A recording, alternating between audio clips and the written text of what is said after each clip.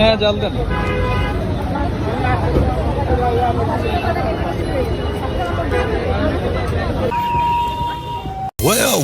Well, guys, I'm back one more time. I'm that dude from Columbia, South Carolina. They called me Drummer 1980, and I hope you're having a good day today. And if that's not the case, ask yourself why, because after all, did you hear me? I say after all, happiness is an inside job, and it will always be an internal affair. Well, guys, we back to the day again. I'm feeling good. I'm feeling relaxed. I'm feeling refreshed. There is a video that I want y'all to see. And this video was back from some years ago. And I meant to do this a long time ago, but it kept slipping my mind. I kept putting it on the back burner. But I finally came around to it.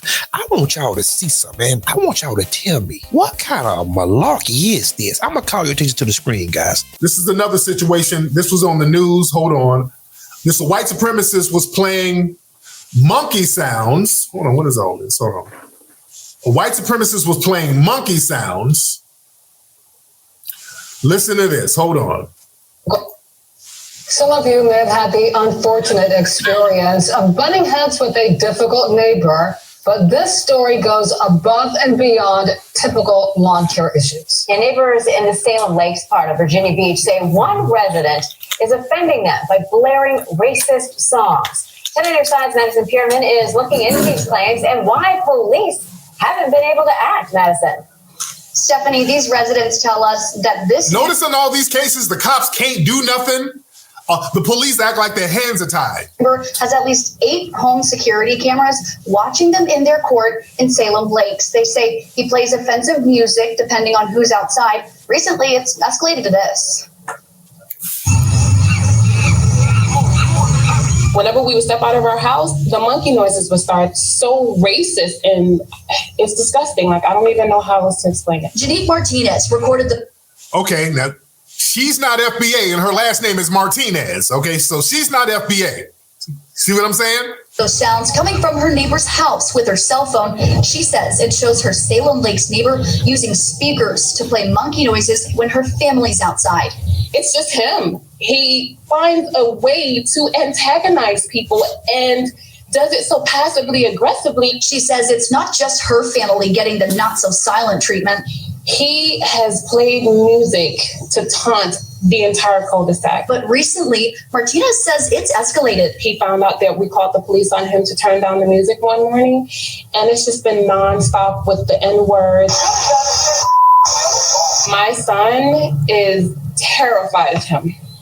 Terrified. The minute I open my front door, his lights blink, or my music or my song comes on. As soon as they get to the middle of their driveway, it blinks. They got a specific song. Martinez and her neighbors were fed up with the lights and cameras. They decided to take action. I've gone to the magistrate. I've gone to civil court. I've talked to a lawyer. I've done everything in my possession. Like, I've done what I can to do it the right way. 10 on your side tried to speak with the neighbor for ourselves, but no one answered. As for a solution...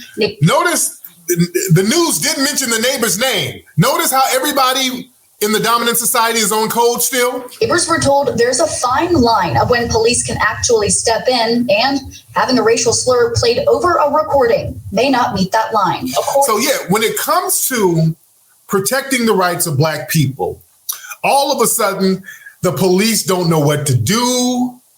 Oh, well, they really technically didn't commit a crime.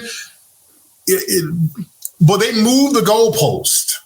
Guys, is there any questions? No, there is nothing going on. These people are being harassed, even though they are immigrants or what have you, but that's not the point here. They are being harassed. And do anybody see this? Pejorative terms used against them and just using all type of egregious language, playing sounds. And the police act like they can't do nothing. The majesty act like they can't do nothing about it. I wonder what would happen if the shoe was on the other foot. I wonder what would happen. We all know what would happen. Quit fooling yourself. You know what would happen. But I would have a trick for him. I would definitely have a trick with him. I'd be scared for my life. In New York, this is a case in New York. It was a woman who walked up to a couple, black folks up there in New York. Hold on, telling the people to go back to the hood. Hold on. Listen to this. Let me move this out the way. Hold on. All right, hold on. Look at this. This is in New York. Hold on. Stay in our hood? No. Everyone. Stay in our hood? Stay in our hood. I'm sorry, what? Stay in our hood? Stay in our hood. You just told us. Stay in our hood. You just told us to leave the dog park and stay in our hood. Oh my God, did you just say that to me? Check. Wow. Oh, that's funny. Wow, the Karen and the white. I'm sorry, you were right here, watch this entire thing. Did she just not stand there and tell us to stay in our hood? She did. You just told us to stay. Okay. Now that's New York. Now look, this is the same New York City. If you say the word Asian in an aggressive way, you don't even have to say a slur. You just say Asian in an aggressive way to a person. You'll be walking out in handcuffs, getting hit with federal charges. Facts. Okay? Facts. This is the same New York where they have no problem throwing federal hate crime charges on you if you're a black person, if you say anything remotely derogatory to an Asian person. I want black folks to understand, this is why black people, I want you to listen to me. We're going to have to be very strategic about dealing with the political structure. Also, we're going to have to start acting as our own police. This is why getting on code is very important. This is why we don't have time for off-code tethers hanging around. All of us have to be on code because we have too much of a threat coming from the outside. And the dominant society, they're all on code. They're on the code of turning a blind eye to non-justice happening to us. And black folks, when you sit up here and you participate in the political process where you keep electing these people who got your dumb ass running around here talking about stop Asian hate. Down south the other day, an Asian man just shot up a damn grocery store. Did y'all see that story? And they really didn't want to publicize that. That Asian man went in the store and shot the damn store up. Y'all sitting up here voting for these Democrats or whoever, not demanding anything for black people. You get these folks in office, then they turn around and use the Civil Rights Act on your ass. The Civil Rights Act was a bill that was supposed to help black people. So now they done flipped it and they're using the Civil Rights Act against you. If you say something that an Asian person don't like, they hit you with a civil rights federal charge. Is anybody tracking? Is anybody tracking so far? If you notice, they always talking about go back to the hood and all this stuff, right? They always want to view you through the poverty lens all the time. See, because whenever that you destitute and you on the bottom rungs of society, you are easier to control. You are easily controlled. But whenever that you have your own stuff, you have finances, resources, tangibles, that makes you an automatic threat. That makes you an automatic threat. That makes you an automatic threat. Not just money, but whenever that you cohesive with one another as well. And that's why they always sow division and dissension amongst the people all the time. And that's why they put people with the same views as the dominant society on TV and they talk down on you. Because they know they are going to be a certain class of people that's going to look up to their bootlicks, the people that they put on TV. Certain black people going to be in awe and ooh at them. So they going to want to aspire to be the next Negro, right? While people like me and Tariq and other brothers and sisters looking at them like, nah, that's not it right there. No, we want our own stuff. that's going to create division. And that's fine, because I am all for division. I'm not one of these people where everybody need to know, everybody don't need to get together, because we're not like-minded. We're not like-minded. If this guy was doing that to me, I would do it the right way. I would take the necessary steps like how she did. But after that, after the police wouldn't do nothing, then that's fine. Y'all know what comes next. Matches. If they don't want to protect, okay, that's fine. I'm going to protect myself. You think I'm going to set up in this house and they some food across the road over there, across the street, playing monkey sounds and calling me all type of racial epithets, and that's blatant like that, and then I done told the police I got proof and they won't do nothing about it? Well, okay, I'll do something about it. Just don't worry about it. Don't worry about it. But moving right along, guys, whenever that you talk about voting and doing all this stuff, if these people don't want to protect you and treat you just like the white folks, treat you like the Asians and everybody else, if they don't want to treat you with fairness, you're not getting my votes. Don't come talking about, well, prison reform.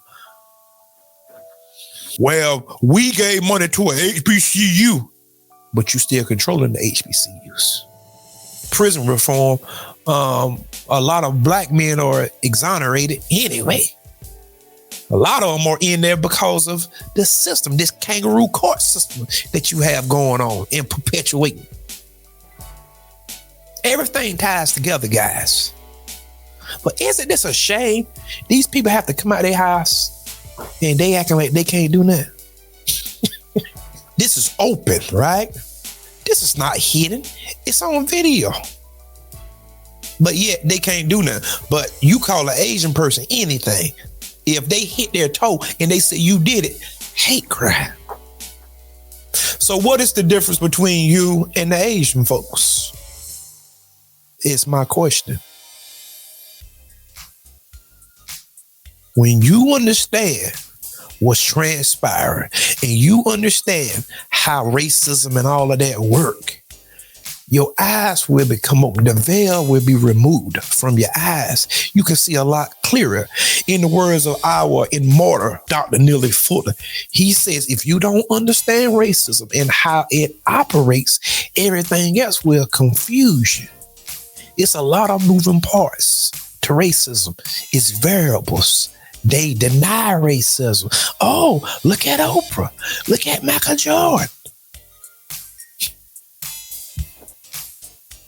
But yet, whenever we try to get banks, try to do for self, that's a problem. Because they want to keep you what? Destitute, poverty stricken, down low. Because why? You're easier to control. Did you hear me? You are easily controlled. Then I can put up a sexy red on TV and tell your children, look, I can put these rappers on TV talking about lean and dope and drugs and popping pills, just using all type of foul language, and say, well, look, you can be that. There ain't no other people on the planet that they do like that. You better find out who you are. Because if you don't find out that, you are susceptible to anything. Anything that come by, you jumping on it. Don't you understand what an open enemy is? I'm just asking, do you understand what an open enemy is? And it's not that hard to see, but you chose to not see it. Oh, so that's just gonna make it better, huh? Because you chose not to see it. Oh, I got money, so I'm good. All right. You a fool. Bill Cosby had money too, didn't he? Mm-hmm. OJ had money too, didn't he? He got out the first one, but then they was trying to get him on the second one. And got him too, didn't they? P. Diddy had money too, didn't he? Yeah. Whitney Houston had money too, didn't she? Michael Jackson had money too, didn't he? The FBI followed him and taped everything that he ever did. They said they couldn't find nothing. But look at how they smeared his name. Just ruined that man's reputation. Prince had money too, didn't he? Where is his masters at? And we can be here until 2028 naming them all. anytime you have a large amount of money, you better be careful because your money don't really do much for you. I mean, you can buy a few cars and stuff like that, but if you trying to uplift the community, oh my God. Drummer, we see that you owe $5 million in taxes. Oh, no, because I got my documents here. Nigga, we say you owe $5 million in taxes. According to our records, I'm white and I say so. You owe $5 million. And you're like, no, because I pay my fair share of taxes. I got a CPA and all that. We say, nigga, you owe $5 million. If you don't pay this by this date, your assets would be frozen up and we're going to take our money. We're going to sell your properties or do whatever. Because we say you owe it. Now, who is going to go behind them and say, well, no, he don't owe it. And you know it. Everybody going to jump on there and say, well, yeah, see, I knew he was doing something. And the public will jump all over you and help to take you down. That's another trick. Tax evasion. Whenever that you have money and you start running your mouth, oh, well, we said that you owe $10 million. But guys, put it in the comment section. Tell me exactly what you think. Hit the subscribe button. Come on back to see me, guys. And until next time, peace. And remember, there is more.